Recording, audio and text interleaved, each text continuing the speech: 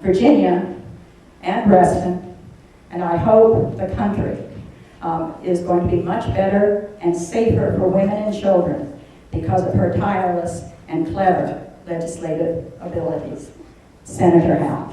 Good morning, everybody. It is such a pleasure to be with you, and I'm honored to be with you. For me, you all are not only providing caring health care to people who are often in really kind of desperate need, but you're right at ground zero on the culture wars.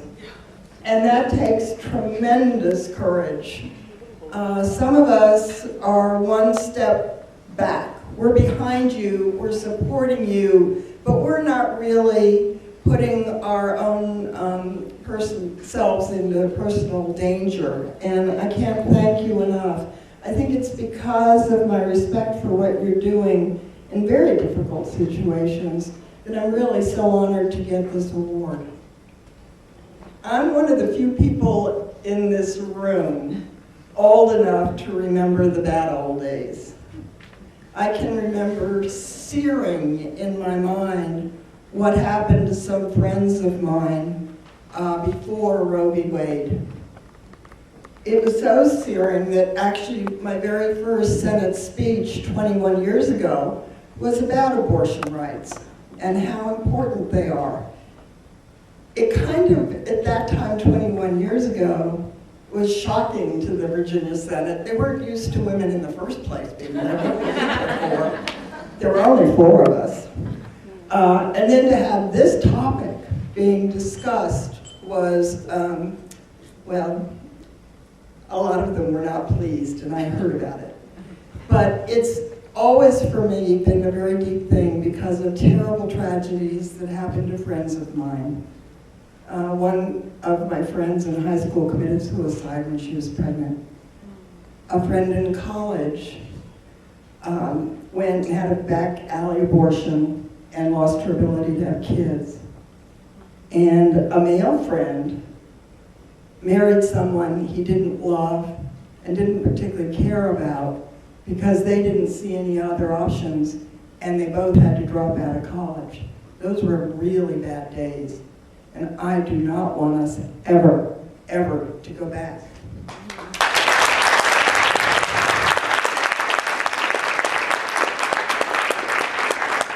So for the last number of years, I've been watching in this state of Virginia us going back. Not giant leaps back, but one step after another step, our rights have been whittled away. And this year was a particularly horrible year with some of the bills that were introduced. We almost had a personhood bill in Virginia. We almost had that without a referendum. And I'm sure we're going to have it again next year. And I don't know if we can stop it next year, so we're going to need help. But this year, as you know, we had the transvaginal ultrasound bill. And when I heard about that bill, I got increasingly desperate because there it was on the floor of the Virginia Senate. It was going to pass. There was no question it was going to pass. And I was thinking to myself, well, what can you do? So I thought about it and thought maybe humor was the best thing, but I couldn't quite figure out what we could do to a man that would be the equivalent. And then I saw the Cialis ad. Listing all of the horrible things that could happen to a man if he took erectile dysfunction medication. And that's when I got the idea. If we have to have costly, invasive, unnecessary procedures, so can the men. So I put in that before getting a prescription for ED medication, they had to have a rectal exam.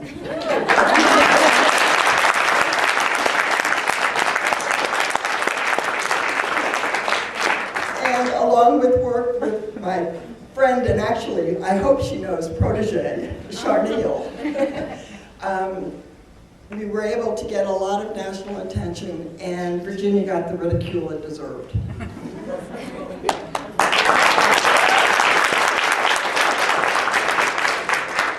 And as you probably know, the bill passed, but in slightly less horrible way. But, you know, and in the legislature, we just have to keep fighting, and we have to get more and more allies.